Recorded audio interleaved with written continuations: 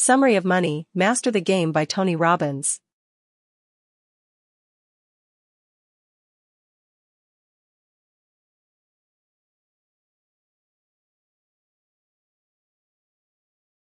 Summary of Money, Master the Game by Tony Robbins. Introduction. Money, Master the Game is based on extensive research and one-on-one interviews with more than 50 financial experts. The result is a 7-step blueprint for securing financial freedom. Tony Robbins guides readers, of every income level, through the steps to become financially free by creating a lifetime income plan. This income plan is supported by a sneak peek into the portfolio of one of the most successful investors in history, Ray Dalio. Who is Tony Robbins? Tony Robbins has been honored by Accenture as one of the top 50 business intellectuals in the world. Plus, he was named by Harvard Business Press as one of the top 200 business gurus. Finally, American Express recently described him as one of the top 6 business leaders in the world to coach its entrepreneurial clients. Fortune's recent cover article named him the CEO Whisperer. He has been named in the top 50 of Worth magazine's 100 most powerful people in global finance for 3 consecutive years. He's the nation's #1 life and business strategist. Section 1, Welcome to the Jungle. The journey begins with this first step. Remember, we all get what we tolerate. So stop tolerating excuses within yourself, limiting beliefs of the past, or half-assed or fearful states. Use your body as a tool to snap yourself into a place of sheer will, determination, and commitment. Face your challenges head-on with the core belief that problems are just speed bumps on the road to your dreams. And from that place, when you take massive action with an effective and proven strategy, you will rewrite your history. Tony Robbins. Tony begins by explaining that money is somewhat of a taboo subject. Despite this, money is an essential part of our holistic well-being. Tony's first conclusion in Money, Master the Game is that it's challenging earning enough money through your job to a financial freedom. Therefore, you need to save and invest. Develop the mindset of an investor rather than being a consumer. The only way to overcome ingrained human psychology and actually save is to create a plan and automate your investing. Based on this point, Tony Robbins recommends setting up automatic withdrawals for investments and forgetting about them. Section 2, Become the Insider. Know the rules before you get in the game. Remember, we're drowning in information, but we're starving for wisdom. Tony Robbins. Because money is such a misunderstood topic, Tony highlights 9 financial myths. You must avoid believing these myths if you want to start building a correct understanding of how money works. Myth number 1, the market can be beaten. #. The reality is that only a few gifted people can beat the market's returns consistently. Most likely, neither you nor your financial advisor is one of them. Less than 4% of actively managed mutual funds beat the market. Hence, your chances of doing so are far, far worse than the odds on a coin toss.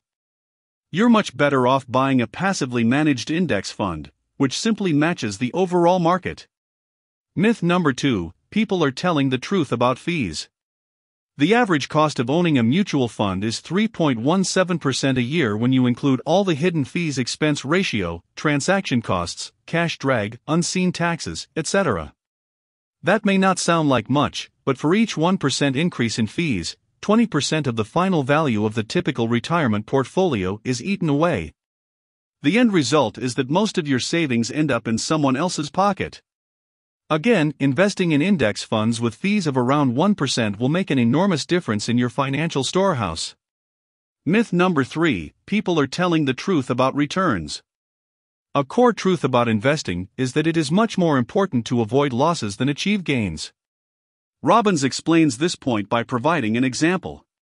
If you have $100 in your portfolio and lose 50% the first year, you will have $50. If you then gain 50% in the second year, you end up with only $75. Your average, time-weighted, return was 0%, up 50%, then down 50%. However, your real, dollar-weighted, return was negative 25%. Another issue with mutual funds is they take advantage of this difference to overestimate their effectiveness. Specifically, they use their time-weighted return rather than their actual returns. Myth number 4, your broker is on your side. Most brokers are perfectly reasonable and honest people. However, most of them also probably don't understand the 3 myths we've just covered. On top of that, the broker model is a severe conflict of fiduciary duties. Your broker has a responsibility to increase your money and a responsibility to increase his company's money. The issue is these 2 duties are mutually exclusive. A much better decision is to go with a registered investment advisor, RIA. These advisors get an annual fee from you rather than commissions from the mutual funds. Go to the National Association of Personal Financial Advisors or Stronghold Financial website to find an RIA. Myth number 5, your 401k will set you up for retirement. The 401k is a failed social experiment that has only been around for 30 years. The unique bull market conditions of the 80s and 90s blinded society. Society started to believe that the 401k system was effectively setting people up for retirement. However, with the recent financial crisis, it became more apparent that the system is a failure. The factors listed in myths 1 to 3 severely limit your retirement portfolio growth, and taxes on withdrawals further limit your growth potential. On top of that, the 401k doesn't do anything to protect you against changes in retirement age. Hopefully, you've already avoided the traditional 401k or IRA in favor of a Roth. A Roth can solve tax problems. You can use an IRA instead of a 401k to avoid the factors in myths 1 to 3. IRAs have much lower contribution limits.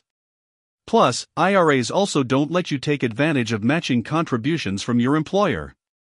Tony recommends you go to the online fee checker here, which will show how much you're paying in fees in your company's 401k. After completing this check, approach your employer with the results. Because of a new law passed in 2012, employers are legally required to offer reasonable fees. Hopefully, this combination of information will be enough to convince your employer to consider offering low-cost index funds in your plan. Myth number 6, target date funds are a good way to allocate your investments. Since ordinary investors struggle to diversify, many choose a target date fund where their mix of investments changes based on their age. These funds get higher returns when you're young and can afford more risk. Then, the fund preserves your capital when you're getting closer to retirement. This transition is generally characterized by moving away from stocks and towards bonds. While target date funds are a helpful idea, in theory, the experts who put these plans together operate under 2 gravely mistaken assumptions. Firstly, they assume bonds are safer than stocks. Secondly, they assume that bonds and stocks move in opposite directions. Tony Robbins covers later in the book why both of these assumptions are generally incorrect. Myth number 7, annuities are bad. Conventional wisdom will tell you that annuities as an investment class are overpriced and a bad investment. While this is true, mainly due to high fees, it would be unwise to paint this entire investment class with the same brush. At least one type of annuity, the tax-free fixed indexed annuity, is an invaluable investment tool. Myth number 8, you have to take big risks to get big returns. One of the most important rules of investing is to risk a little for the potential to make a lot. Some simple ways for an individual to do this are structured notes, market-linked CDs, and fixed-indexed annuities. All these approaches protect your invested principal, but also give you access to upside potential if the market moves the right way. Myth number 9, success is determined by something beyond our control. Tony Robbins believes we have control over our own financial success. This belief is underpinned by his interest in financial psychology. A change in mindset is necessary to succeed. Section 3, what's the price of your dreams? Make the game winnable. Life isn't about waiting for the storm to pass, it's about learning to dance in the rain. It's about removing the fear in this area of your life, so you can focus on what matters most.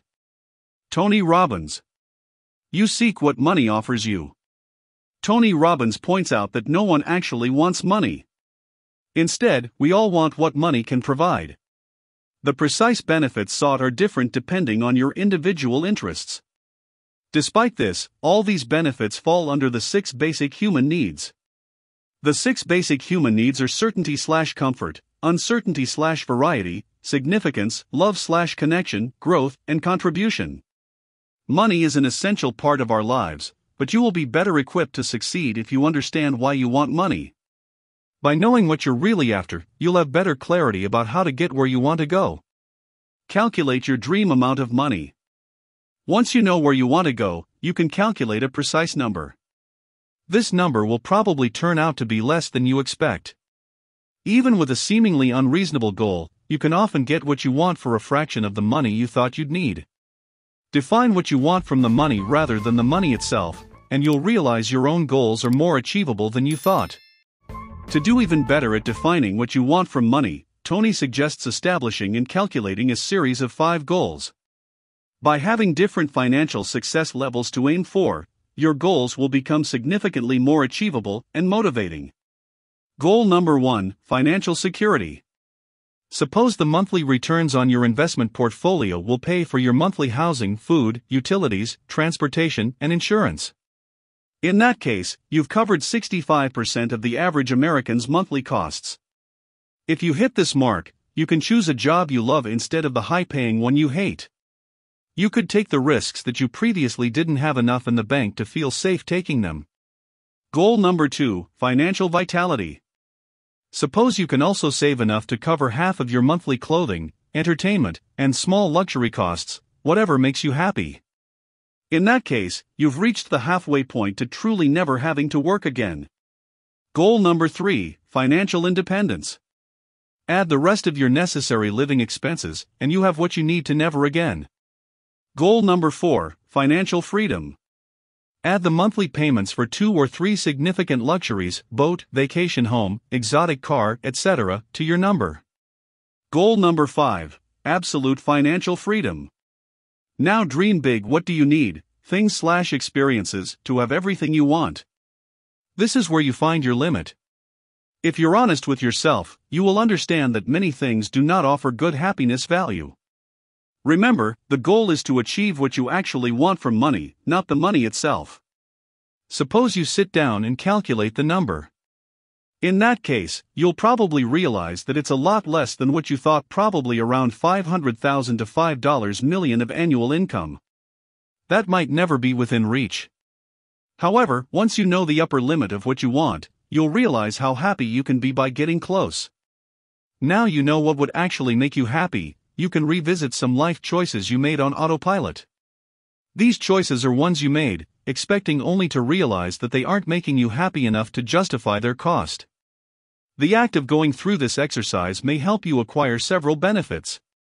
Specifically, save more, earn more, reduce fees and taxes, get better returns, or change your lifestyle in other ways.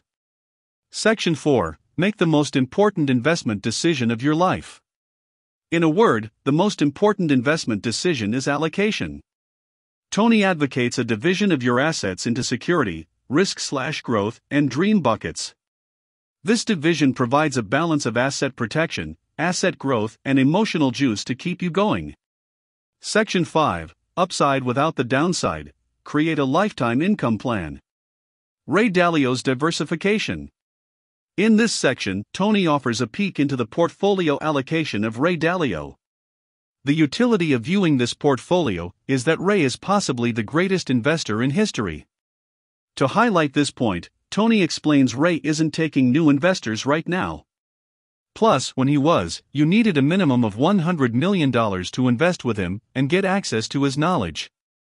A core belief underlying this allocation is that market prices reflect all known information, at least to the extent that normal people can tell. Consequently, the only way prices move is when there is a surprise due to unexpected inflation/deflation and economic growth. The point of portfolio diversification is to be invested in different asset classes. When one class drops, the other class rises. Hence, your investment is protected.